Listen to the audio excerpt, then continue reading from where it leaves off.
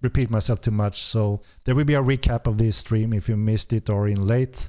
I also think actually Wolfszeit, Wolfszeit, if you're in here, he usually also do an awesome job in doing a recap. So maybe he will also make one. Hello everyone and welcome to the Wolfszeit channel! Today with a very special topic, I mean, always special. We have news to Sarduca. The trailer is here in the background and it looks awesome. The Unreal Engine looks beautiful. The environment there, awesome, looks awesome. Stonewood is using the latest Unreal Engine, so I guess the performance will be good. And look at this beautiful view. Sarduca is such a beautiful continent and it has so much stuff to explore, so much lore that is behind all of that. The cultist dungeon caves, the dungeons, and many more stuff. And for everyone who don't know this, in Mortal Online 1 there were tephra in some caves. And the sheer size of it, as big as Midland and nearly sand everywhere. There are a few biomes in Sarduca. And I love this view, I love this view. This is the brutal desert of Sarduca. Would be funny if the compass doesn't work sometimes or gives you wrong directions and stuff. And we're doing a sandstorm and stuff and everyone is just running in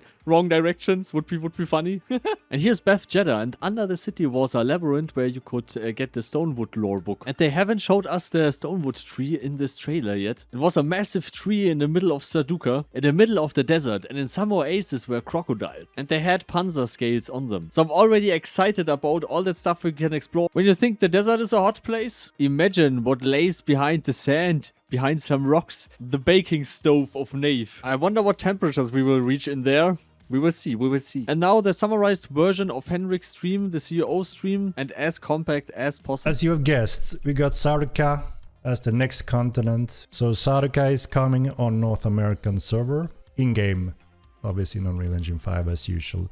We were quite limited on specific materials and biomes that we could do this time. That boundaries are quite further, so we can finally make those quite interesting looking biomes that makes it more different than just plain desert areas. And we showed a little bit of that in this little teaser as well.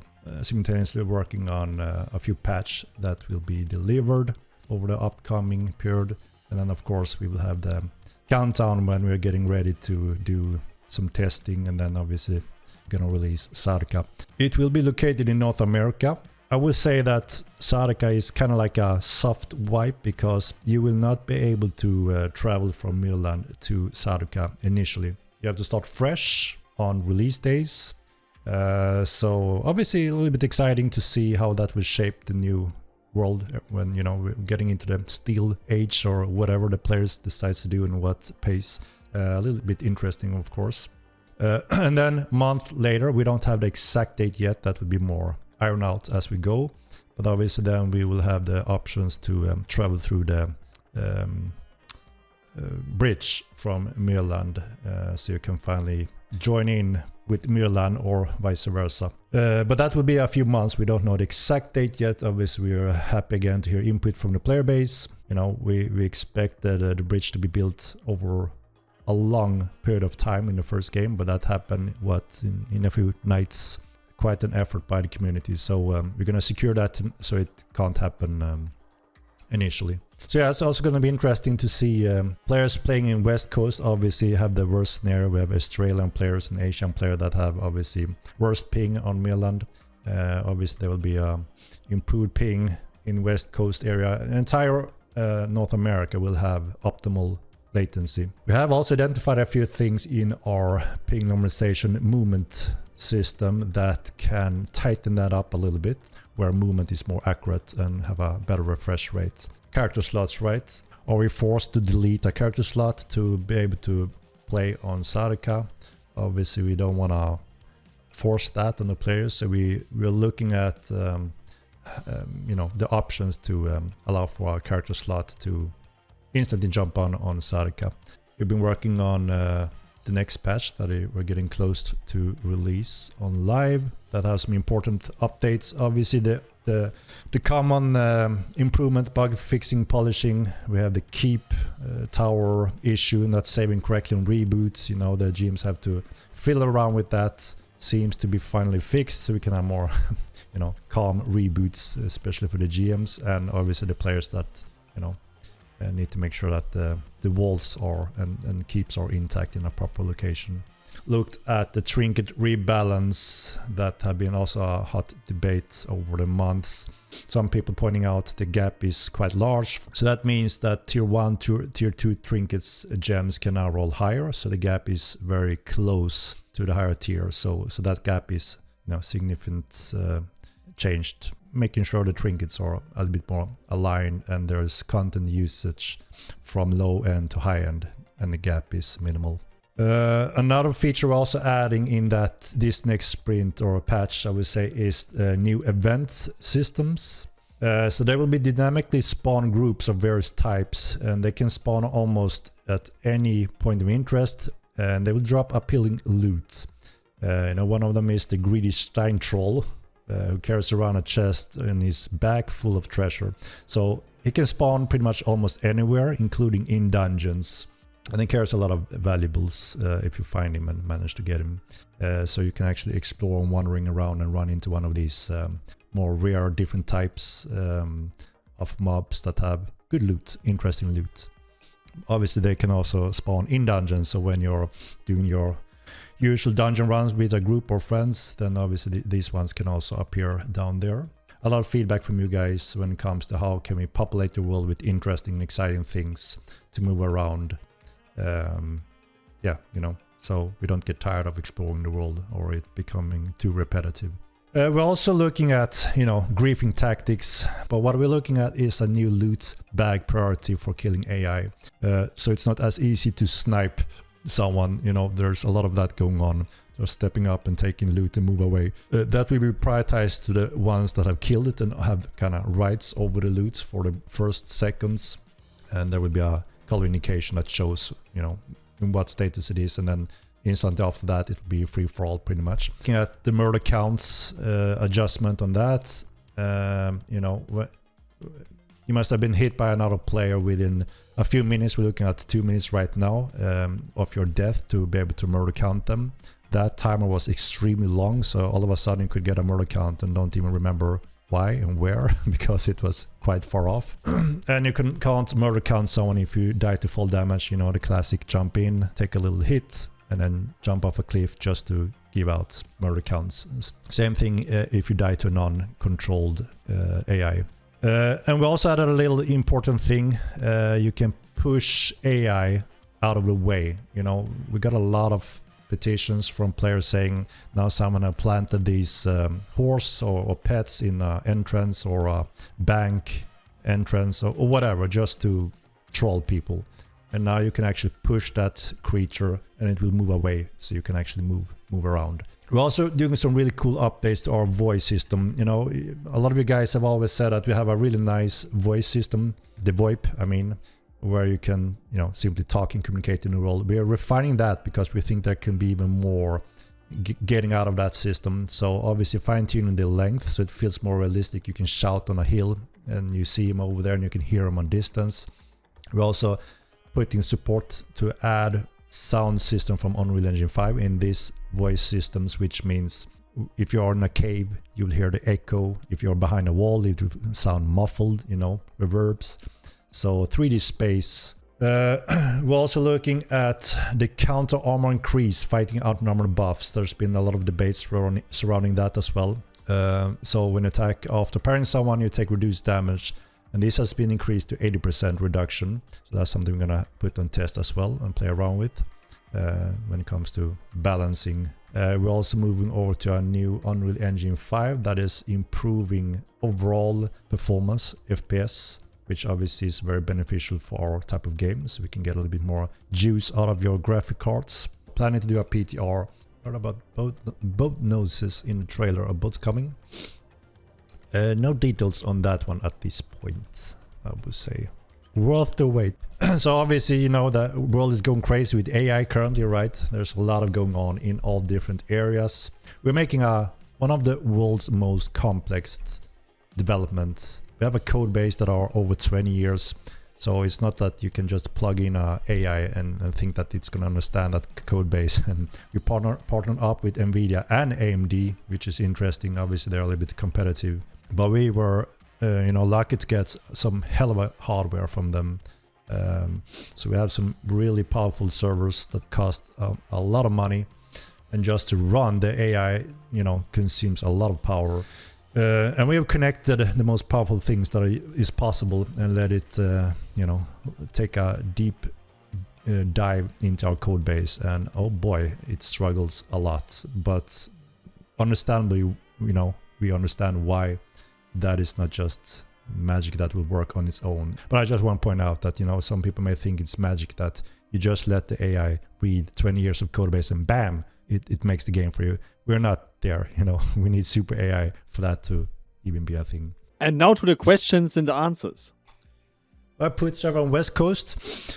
So we looked at the ping across North America, and you will not notice any difference in the ping normalization wherever you live in North America, even if it's West Coast or East Coast. Our game is not the same as Counter-Strike when you want to be there around 10, 20, 30 FPS.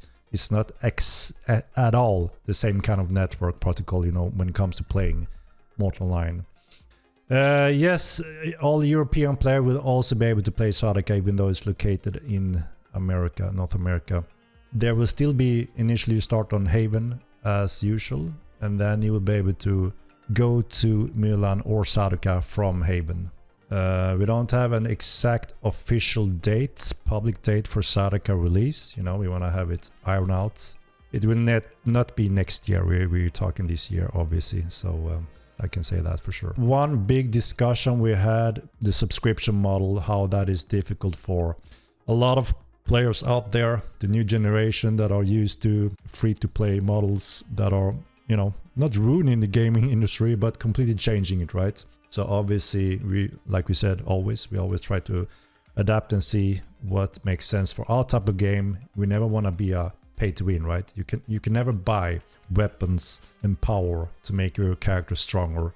It will never be that type of game, right? But obviously, if the majority of audience want to see a change in that system, obviously it's something we need to look at. We mentioned earlier that it makes sense to, look at first having free-to-play on Haven. It's an isolated area. We have a good control over that, right?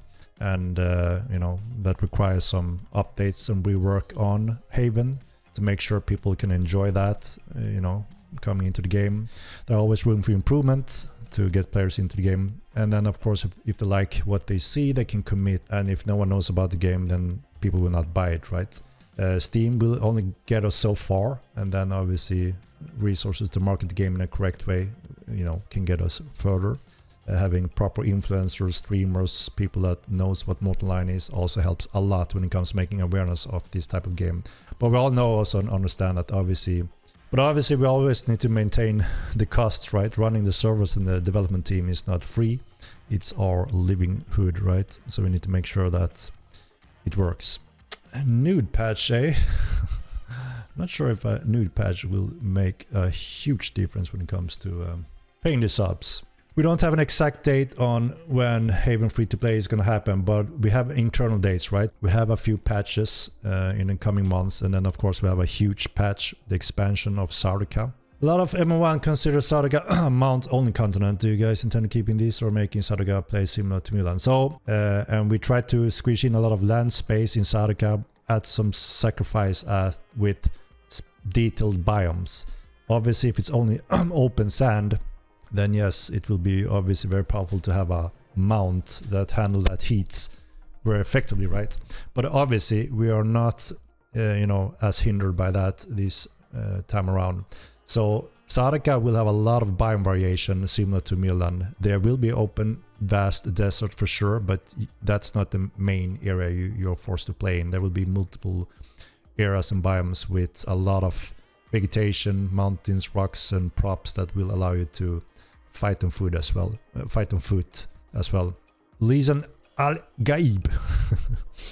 We had some worms in the first game, dead ones that showed some ancient ones, but you will see, obviously, what we'll have here. We're trying to refresh some of the lore that wasn't fully correct, since the gammas you saw in the teaser, those are more lore accurate to how the gammas should look like compared to the first game. We go to more extreme temperatures and such, so that's where the temperature is gonna play a more impact Sarduca obviously will have some of the hottest biomes in Nave, which means there will be a penalty in certain ways, which means you have to adapt your gear to handle that heat, including your mounts.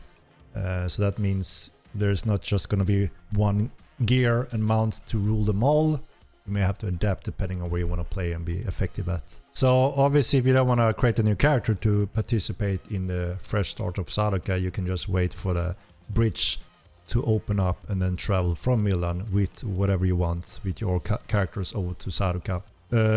Boats will not be along with that initially. That's a huge system. We plan and hope that obviously population will go up a lot, which means we will need plenty of space. I don't know if you remember some of those stress tests we did on Milan with a few thousand players online. It was, you even went to the jungle and you got lost and you run into freaking human players in the jungle.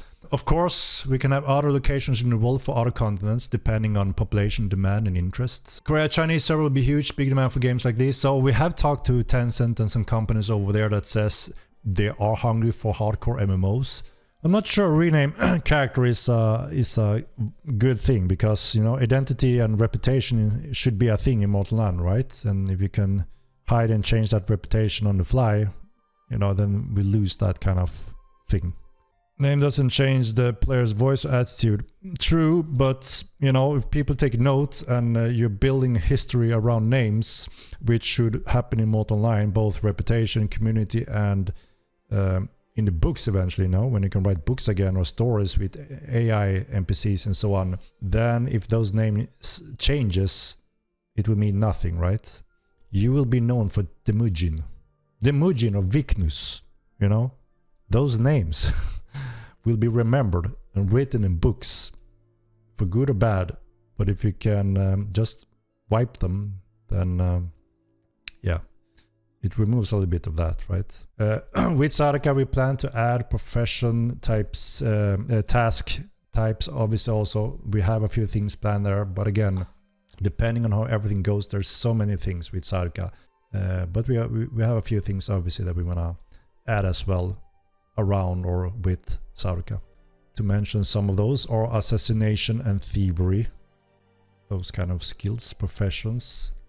Like I said, I can't say exactly when those are tied to a patch or expansion. We are looking into what the hell we need to do when it comes to house slots. Obviously we can understand that some people want to build on Sarduca as well, so we are looking into that. We are looking at the third character slot, yes. New weapons and bows on Sarduca. There will be new weapons and gear, armors, clothing on Sarduca, yes. But just very short, there will be new skills, professions for Thievery and Assassination, where you can learn to do traps. You'll be able to get, obviously, targets to do assassination with. There will be poisoning skills, finally, some potion alchemy. And there will be tasks involved that you can work for them. So you can, a little bit like Assassin's Creed, if you imagine you have a job to, you know, person or you know something like that in cities or outside of cities, and those specific NPCs can interact with you in a specific ways, and obviously your job is to either kill them or do something else. And then of course Thievery, you're a little bit more aware of or familiar with when it comes to Mortal 1, with a huge difference when it comes to we want to add more content on the non-PvP area, so you can actually play around as a thief and try to make a living, do more things than just stand in a bank naked and try to steal some gems from players. There'll be more consequences and balance tied to that as well, where you need gear, so you don't just sit there and risk nothing when you if you get guard backed. So obviously there's a big important balance when it comes to Thievery. And yeah, obviously there's an interesting conflict between famous assassinations. So that's an interesting concept that maybe we want to hook up there as well, that makes some sense. So obviously we want to make sure that a thief that steals something from someone in a mid-bank in like a capital city like Tinham will do so only if he's really prepared to take the risk. Reputation needs to work along with that to be balanced. And we want to promote that you can do theft outside of the cities. We don't plan to expand action profession points as you can spend, you know, especially if we're looking at a third character. But what we are looking to expand is more skills and professions to choose from, so you can... We do want full nudity back. We know there's quite a few of you that want that back. The only problem is the world. The world is in pain.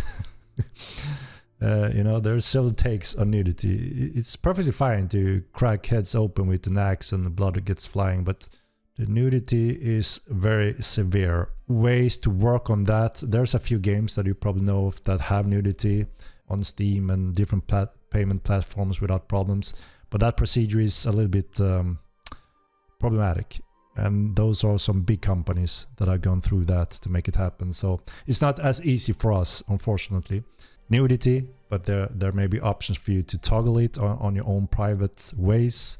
That may be one way to look at without us fully enabling it, you know.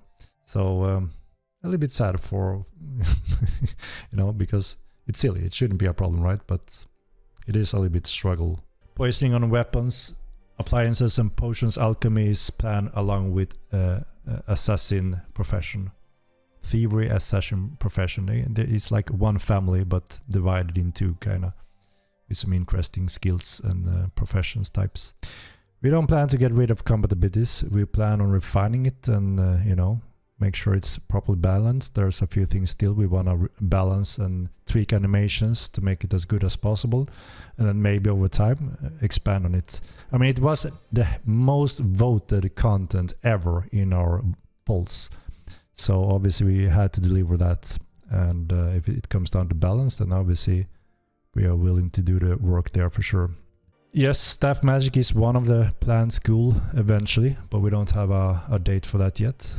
We don't plan to have a new playable race along with Sarduca Desert or the continent, but we eventually plan to add a profession, bard style, barbing, tattoo artist, to allow you to change your hairstyle, your tattoos and such. There's nothing like it, and we want to have a proper sandbox that everyone in the world can enjoy in different ways. The more sand and tools we add, hopefully the more different types of players we bring. It is extremely difficult to make a successful hardcore MMO sandbox PvP loot game. You know, and we learned a lot over the years, the hard way, a lot. But I believe that we can pinpoint a few very different or interesting areas that will be exciting gameplay news for many types of players. No news about dual weapons or throwing weapons at this point, no. Social hubs, you know, there will be buildings in the different cities and your reputation will matter. So you can enter some of those rooms and areas if you have a proper standing. If you're rubbish, they will say, move away, and they will spit on you. The plan is with that patch that you will be able to sit in chairs finally, yes. How many cities there are in Sarduca? There are 3 main cities. One is the Bethesda, obviously the capital, right? Which is a more grand city. And there are... shit, I need to check the map to check all the different names. There are specific pronunciations. And then there are some smaller ones. So not as many as on Midland. Any tips for surviving heat in Sarduca? It's not that type of survival game where you need to drink water every now and then and eat or you will die. But your stats will be affected. Your stamina regen and such will be affected if you're overheated, because obviously it's, you know, that's one of the impacts. So gear will adapt to that heat level.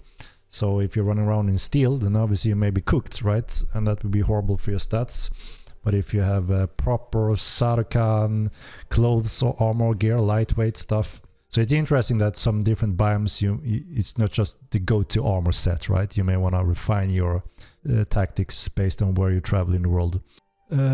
New music for Sarduca. So we have a soundtrack for Sarduca from Molten 1 that obviously we're going to bring in. I don't know if you have heard that one, but that will be there. No, the sittable function will be with the social patch that I mentioned briefly, but we don't have we don't have the dates officially on these things. So yeah, this sounds all awesome, and I'm really excited. I'm really excited for all of the content. More to that will come in the upcoming videos, so please leave a like and subscribe, would be so awesome, and share this video everywhere. Making these stream summaries is a lot of work, and yeah, it would be awesome. I try to make it as compact as possible. There will be deep talk videos about the topics in the upcoming weeks. So yeah, special thanks to all of these supporters, of course. Carmel, Ronus, Ian, Skiba, Taurus, Diesel, Mr. Minerva, Mip, you, and all the others, of course. And never forget to make Sarduca hard. I mean, party hard with party hard. And see you all next time. Goodbye.